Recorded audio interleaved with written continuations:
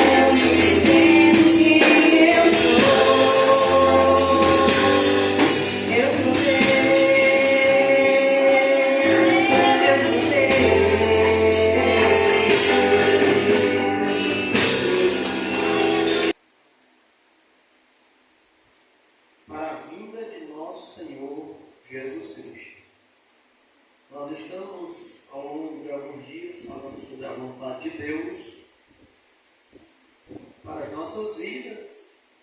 Nós estamos mergulhando na palavra para compreendermos. E hoje nós iremos falar sobre o crente santificado, a igreja santa, a santificação no processo de salvação.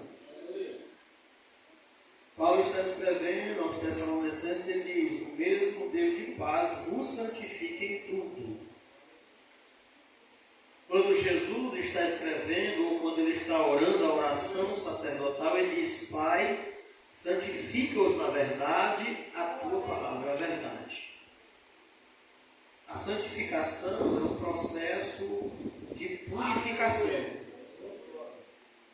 Geralmente é assemelhado a um metal valioso. Como é que se purifica um metal valioso? Tira a escória do metal. Se é ouro, vai ter um tanto de grau de pintura, de calor que deve ser colocado ali até a escória sair. Se for prata, do mesmo jeito. Por isso se associa a santificação a um processo doloroso. Por quê? Porque vai tirar de mim e de você coisas que a nossa natureza é apegada.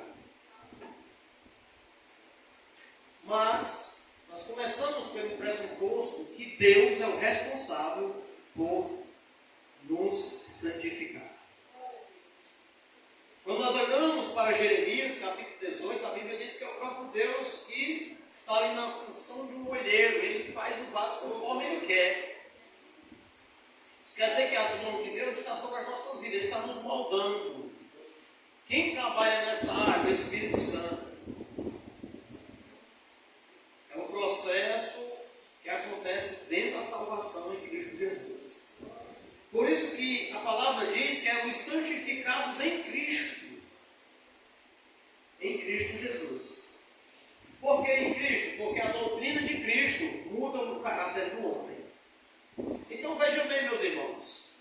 Se nós de fato queremos ser salvos na pessoa bendita de Jesus, se eu e você de fato levamos isso a sério, se não é só um momento de medo, um momento de angústia, alguma situação, nós vamos olhar para a palavra de Deus com mais cuidado e mais seriedade.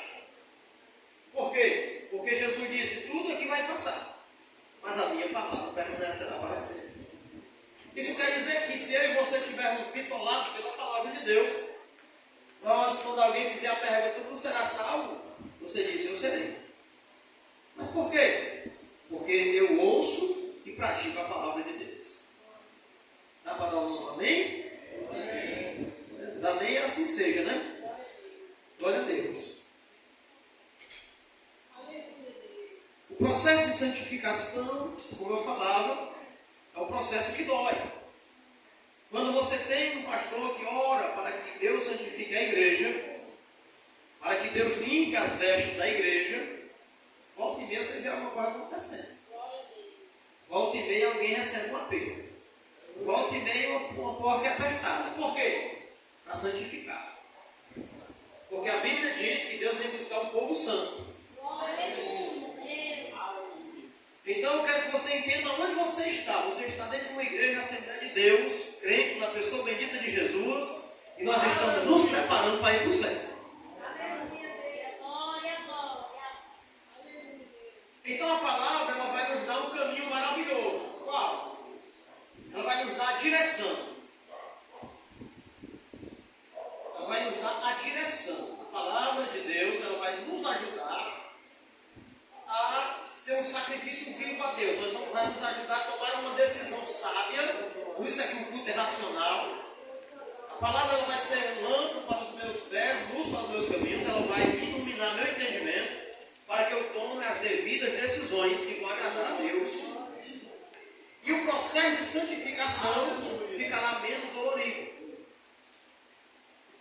Mas, se eu não colocar a palavra em evidência na minha vida, para eu começar a vivenciar aquilo que Deus quer, que é bom, que é perfeito, que é agradável, Deus tem outros meios de trabalhar o vaso. Deus tem outros meios diversos meios que trabalham no nosso interior, que trabalham no nosso caráter. Deus tem seus meios, Ele trabalha ali, trabalha você. Como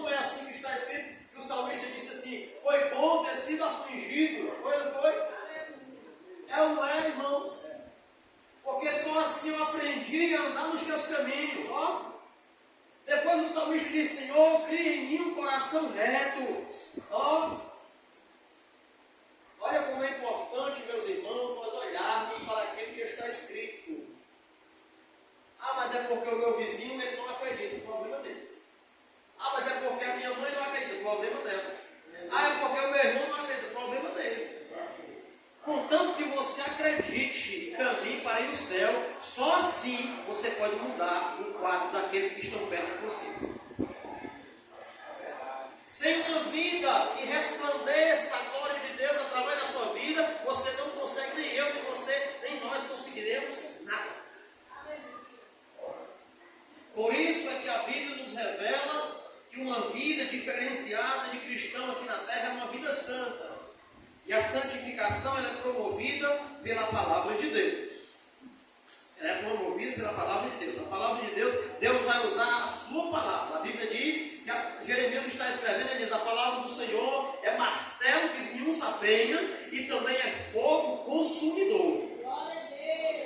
Ou seja, a palavra ao ser ministrada, ela começa a consumir aquilo que é palha. Ela começa a queimar. Se é palha, ela começa a queimar. Ela começa a purificar aquilo que é escória, né? Sim? A palavra de Deus começa a fazer isso. E também ela é martelo. Ela começa a quebrar o coração duro, né? É Deus trabalhando, né? É aquele coração resistente, é aquele coração que não quer ouvir a voz de Deus, é aquela pessoa que continua teimando nos seus erros, e Deus vai longamente trabalhando nas nossas vidas. Não é o pastor, não é o presbítero, não é o diácono, não é o irmão, não é a irmã. Eles podem até ser o instrumento, eles podem até ter a boca usada para Deus utilizar como instrumento para falar, mas não é eles quem faz nada em nossas vidas. Eles são instrumentos sim de Deus, eles não são. Esses homens são homens de Deus que a Bíblia diz que Deus levantou para cuidar do rebanho do Senhor. Está escrito isso. E eu acredito, irmãos, que Deus ele não vai lançar a sua hierarquia que Ele próprio criou para cuidar de nós e a usar outra pessoa que está totalmente desviada dos caminhos do Senhor. Isso para mim é fora de lógica. Deus vai usar uma pessoa, servo dele, uma serva dele, e vai até usar, alguém diz, não quer dizer, usou até a jumenta de Balaão, amém. Mas não tinha nenhum profeta lá, o profeta que tinha estava desviado, né, irmão? O profeta que tinha estava desviado, que era Balaão, né? Aí Deus disse: está tão ruim, miserável, eu não vou nem te usar, eu vou usar a jumenta, né? Então, só nesses casos extremos, Deus tem poder para fazer tudo. Então, percebam, meus irmãos, como é importante olharmos para quem é aquele que vai contribuir para a nossa salvação. Mas, então, não é só confessar Jesus? Porque existe aí uma mensagem diabólica, e a Bíblia diz que nos últimos dias alguém dará ouvido à mensagem de demônio, e aí vai uma que eu vou lhe dizer. Estão dizendo por aí, muito perto de nós, ao redor, que uma vez salvo, sempre salvo. Confessou Jesus uma vez. Estão dizendo que Jesus levou os pecados do mundo e não tem mais pecado no mundo. E tem gente bobinha que está caindo nesse papo e perde na sua salvação. Se fosse assim, não existiria um processo de salvação, de santificação do próprio Deus em nossas vidas.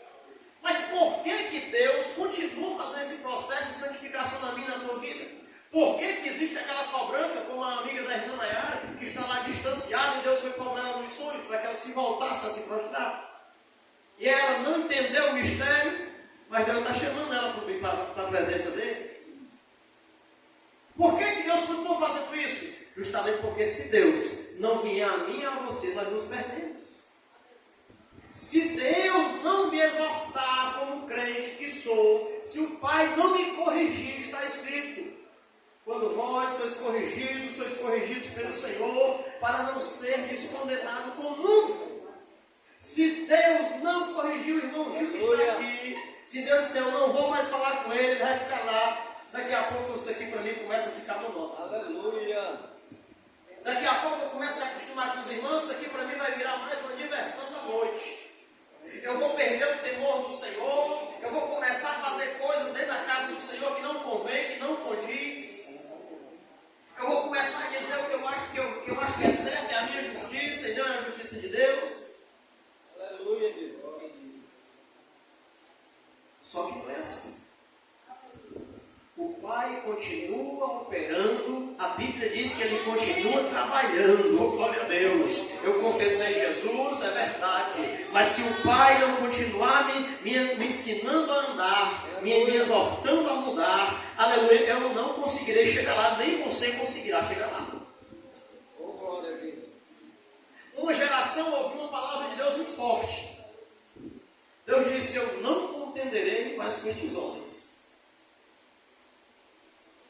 Eu não contenderei mais, a geração de Noé. Eu não contenderei mais. Veja que Noé fez a arca, pregou, pelejou, mas ninguém deu ouvido a Noé. O pessoal queria casar, e não é errado casar, é certo, mas é porque, na realidade, eles intitulavam a vida como sendo só aqui. Quando o autor, lá, o evangelista Mateus ou Lucas, está escrevendo Marcos, ele está dizendo: nos dias de Noé, essa geração será semelhante aos dias de Noé, eles comiam, casavam, davam-se em casamento. Ele está dizendo que eles achavam que a vida deles era unicamente aqui. Eu quero dizer para você que está aqui hoje, pela graça que é minha dada, que a vida não consiste somente aqui. Paulo diz que se a vida consistisse somente aqui, nós éramos os mais miseráveis homens daqui. Para que nós iríamos seguir o Cristo?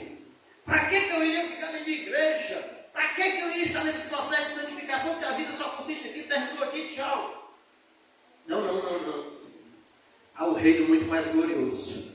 Paulo diz: eu tenho para mim que a presente aflição nem se compara com a glória, oh aleluia, que há de vir, louvado seja o nome do Senhor. Tamanha a glória que tem para mim e para você.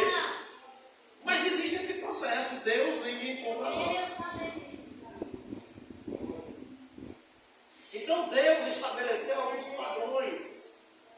alguns padrões de santidade. Está na Bíblia, é o querer, a vontade de Deus. Nós não conseguiremos fazer isso sem o Espírito Santo. Quando você vê o crente sem o Espírito Santo, ele não liga mais para orar, para ler a Bíblia, para estar na comunhão de igreja, ele já está de lá mais para lá. Porque o Espírito Santo, meus queridos irmãos, é o selo da promessa. O Espírito Santo nos traz a vida, Ele é que nos direciona a Cristo, Ele que revela Cristo em nossas vidas. Está escrito que quando Ele viesse, o Consolador, Ele nos guiaria em toda a verdade. Então veja em Mateus capítulo 22, um padrão bíblico que é assim: amarás o Senhor teu Deus de todo o teu coração, e de toda a tua alma, e de todo o teu pensamento. Mateus capítulo 22, versículo 37. Nós vimos que nós deveríamos nos santificar a Deus, corpo, alma e espírito. Então perceba que há um padrão de santificação. Esse padrão é exigido nada mais, nada menos do que por Deus. Se você quer abrir a boca com verdade, sem ser palavra jogada ao vento e dizer: eu sou templo e morada do Espírito Santo, oh glória, abre e faça isso mesmo, mas faça sabendo que nós temos que andar dentro desta palavra. Porque a Bíblia diz, nós falamos isso na semana passada, Deus não se deixa escarnecer. Nós precisamos analisar isso. Nós precisamos colocar em evidência a palavra do Senhor, nosso Deus. Então amarás o Senhor teu Deus de todo o teu coração, de toda a tua alma e de todo o teu pensamento. Nós estamos em 1 Tessalonicenses capítulo 5, nós começamos como base. E veja como é que Deus requer de mim e de vocês. Eu já vi até piadinhas na internet de alguém tirando uns sarros dos cristãos que estão santificando suas vidas. Escute aqui o que eu vou dizer para você. Escute, em nome de Jesus, escute. Se você não tiver prazer em santificar a sua vida para Deus, o Espírito Santo não está contigo. Se você não tiver prazer, e dizer: eu quero ser santo para o meu Deus, eu vou mudar esse quadro onde eu estou, eu vou compartilhar com isso aí, vou nada, eu vou repudiar o pecado. Você acha que o Espírito Santo está comigo se eu estiver de acordo com o mundo? Não está. Mas se eu estiver repudiando o mundo, eu estiver dizendo, Deus me guarde isso aí, eu não vou me meter nisso aí, eu não quero usar isso aí. Talvez um dia até eu fiz no passado, porque eu não conhecia, eu não tinha a mente de Cristo, eu não tinha o Espírito Santo. Mas agora, eu sou santo. Oh, glória a Deus, eu sou santo e acabou-se. Então isso aqui é irrepreensível em santidade. 1 Tessalonicenses capítulo 3, versículo 13. O versículo 13 diz, para confortar o vosso coração, para que sejais irrepreensíveis em santidade diante de nosso Deus e Pai, na vinda de nosso Senhor Jesus Cristo, com todos os seus santos. A Bíblia me diz que o Deus que nós adoramos é um Deus santo. E ela diz, sede santo, porque eu também sou santo. Então nenhum de nós estamos aqui enganados. Você está aqui enganado? Quem está aqui enganado, levante a mão. Está enganado? Nós não estamos aqui enganados. A gente está aqui, irmãos, com consciência que Deus nos arrancou das trevas. Nós estamos aqui sabendo que Deus nos trouxe das trevas para a sua luz. Nós estamos sabendo que nós estávamos perto do abismo quando alguém pegou-nos pela mão. Aleluia. Oh, glória a Deus. Então, se você olhar o contexto em volta desse texto de 1 Tessalonicenses capítulo 3, quando o texto diz para confortar o vosso coração, você vai perceber em volta o que é que está dizendo. Então você vai ter uma clareza maior da palavra do Senhor, nosso Deus. O fato é que há auxílio do céu para nos santificar. A Bíblia diz corpo, alma e espírito. Eu disse aqui um dia desse, uma jovem mandou uma mensagem para mim, eu mostrei até a minha esposa, perguntando se ela podia fazer uma tatuagem. Eu digo, rapaz, poder você pode, você só faz dever fazer. Se você fizer, você está sujando o templo do Espírito Santo. E é corpo que tem que ser preservado? Não tem que ser santificado o corpo? Aí ela depois me diga na Bíblia, eu digo. Aí mostrei Levítico capítulo 19, versículo 28, lá na lei, e mostrei na graça, sobre a santificação do corpo. Eu digo, olha, Deus quer morar em nós. Deus quer morar em nós. Então, se Deus quer morar em nós, e eu pergunto a qualquer um dos irmãos aqui, eu sei que eu vou obter a mesma resposta. Se eu te der um quartinho para morar, você vai limpar ele ou você vai ficar na sujeira? Você vai limpar, não vai? Pronto, eu dou um quartinho. Agora Deus quer fazer você casa, templo, morada, glória. Então Ele vai limpar, Ele vai limpar, Ele vai limpar, Ele vai limpar. Agora, no processo de limpeza, eu tenho que entender. Porque você já viu aquela pessoa dizendo, rapaz, quanto mais eu oro, né? Você já viu, já? Pois é, ela busca Deus, ela busca Deus e não se santifica. Ela busca Deus e acha que se Deus vier a ela, vai deixar ela como ela está. E Deus não vai. Porque a Bíblia diz que o julgamento de Deus começa primeiro pela nossa casa. Deus começa a julgar primeiro por mim. Antes de eu ministrar na igreja, eu tenho que passar pelo crivo de Deus. Eu aqui tenho que passar pelo crivo de Deus. Você está entendendo? E aí de mim, se eu não passar pelo crivo de Deus, você pensa que é assim? Você pensa que é assim estar aqui? É não. Só para quem não tem temor. Para quem tem, passa pelo crivo. Então perceba que Deus vai ter um processo de limpeza. Olha, nós temos um texto que a irmã pregou aqui. Está lá em Lucas, capítulo 15, versículo 8. Era uma mulher que estava numa casa escura e suja. Mas ela se deparou que tinha perdido alguma coisa muito valiosa. Ali era Deus. Ali tem toda a simbologia de Deus dizendo, olha, eu trouxe a luz para ela. Ela viu a sujeira e começou a limpar. E foi daí, depois que ela limpou, foi que ela encontrou o bem precioso que ela tinha perdido. Enquanto você viver na sujeira, só tem perda. Só tem perda. Enquanto você viver na escuridão, só tem perda. A Bíblia diz que quando o pecador se arrepende, confessa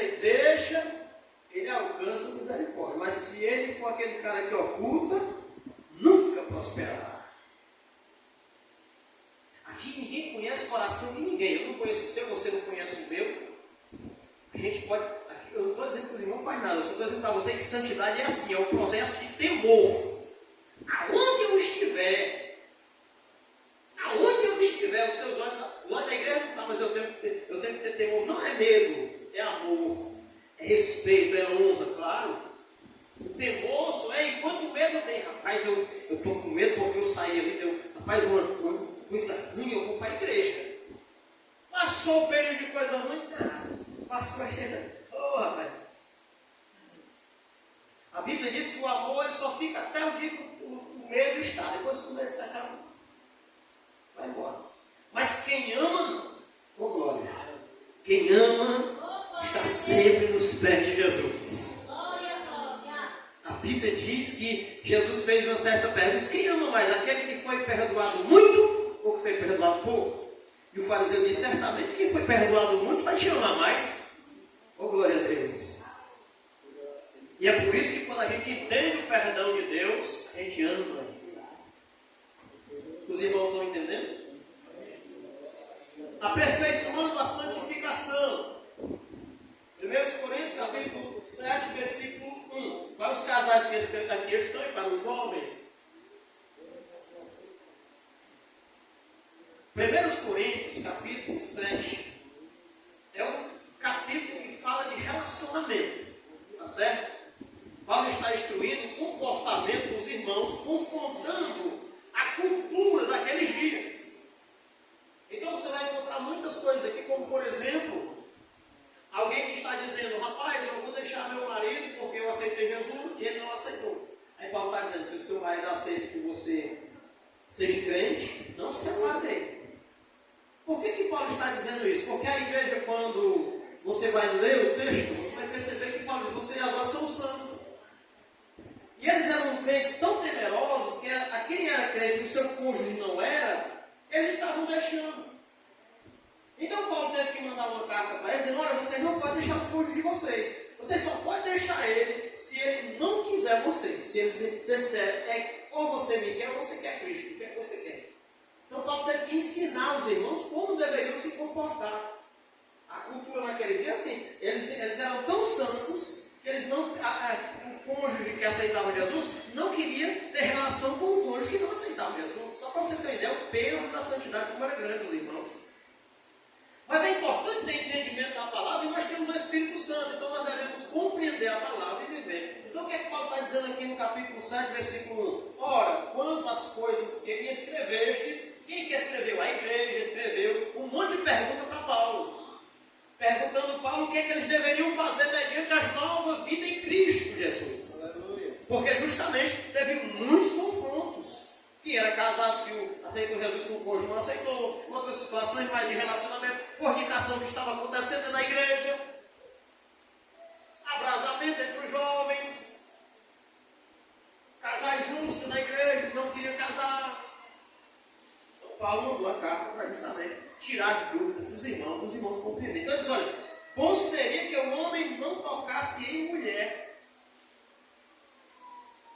Aqui, é claro que aqui existe outro ensinamento que existe nessa carta, que é justamente o da pessoa se preservar. E ele vai falar de algum tipo de eunuco, que a pessoa não consegue ficar, ela não tem, está falando que essa pessoa não tem sentimento, ela não tem necessidade, melhor dizendo, nem o homem nem a mulher. É isso que Paulo está dizendo, eu não vou entrar nesse assunto. É que eu vou para assunto de doutrina, mas eu não vou entrar nesse assunto. O que ele está dizendo aqui é justamente que se o homem não tivesse ansiedade, como Paulo não tinha, Paulo não casou, Paulo não tinha necessidade, Paulo era um homem santo, ele vivia só para o Evangelho. Então Paulo está dizendo, se o homem não tem esse anseio e a mulher não tem também esse anseio, eles vão continuar santos, não vai ter nada que vai sujar, porque os olhos deles vão ser santificados, o coração deles vão ser santificados, eles vão ter prazer na obra do Senhor nosso Deus, vão fazer a obra com abundância. Então percebam que era mais fácil se santificar, sim ou não? Se eu vou crescendo como jovem, assim como Ismael, já posso ser agarrado com uma menina bonita, né? Para a mãe, rapaz, é bem difícil eu não querer casar, né, irmão? Tem que casar, não é assim?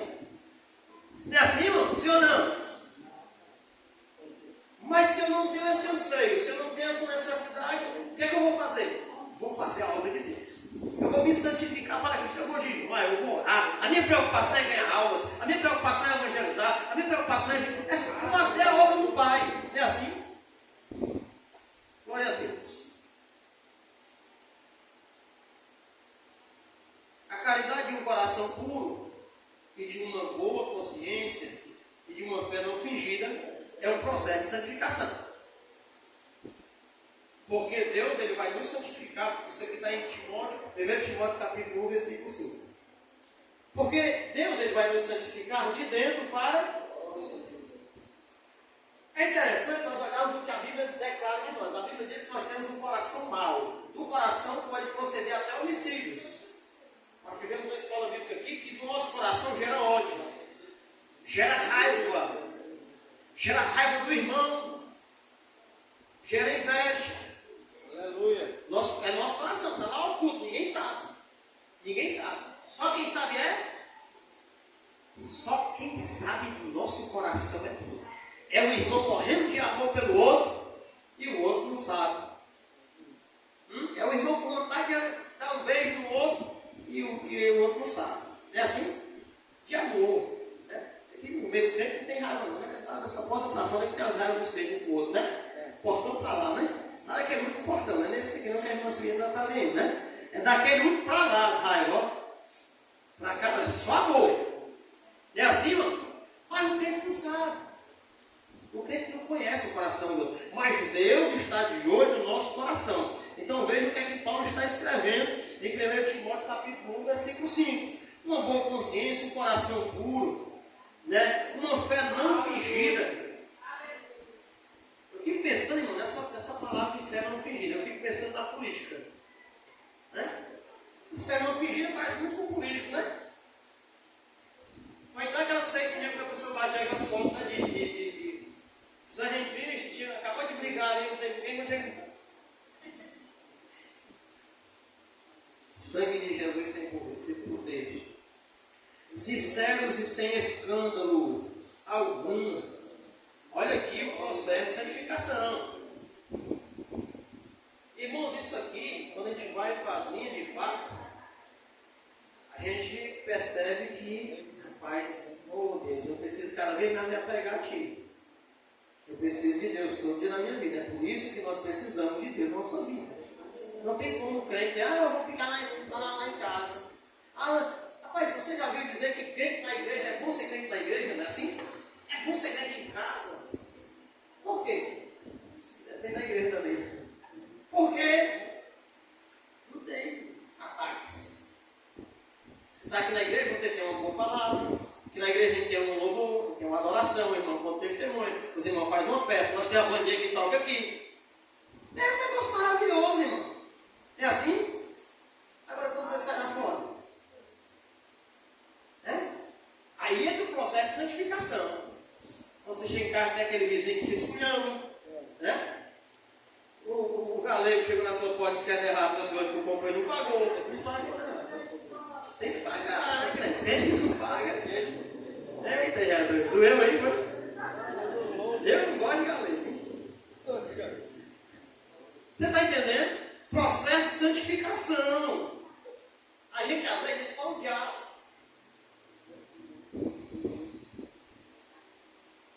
Irmãos, olha,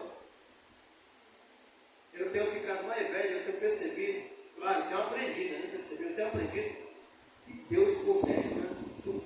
Glória a Deus. Tudo é a vontade de Deus, é Deus quem permite.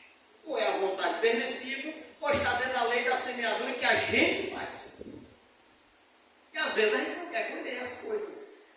Se nós andarmos nesse processo, sem trazer escândalo algum, qual é o escândalo que a gente pode trazer para a obra? A gente podia contar alguns nos dedos aqui, não podia?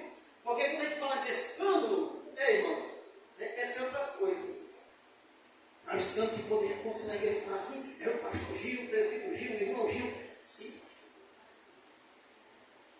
Não é assim que a gente pensa?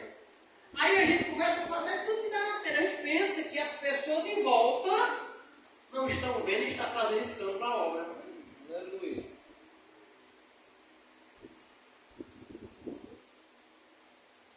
Outro dia eu tive que engolir uma ali com água, porque não dava para descer sem nada não.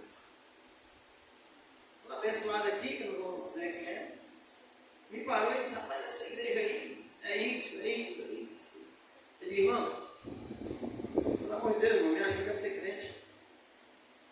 Me ajuda a ser crente. Você é o propagador do negócio?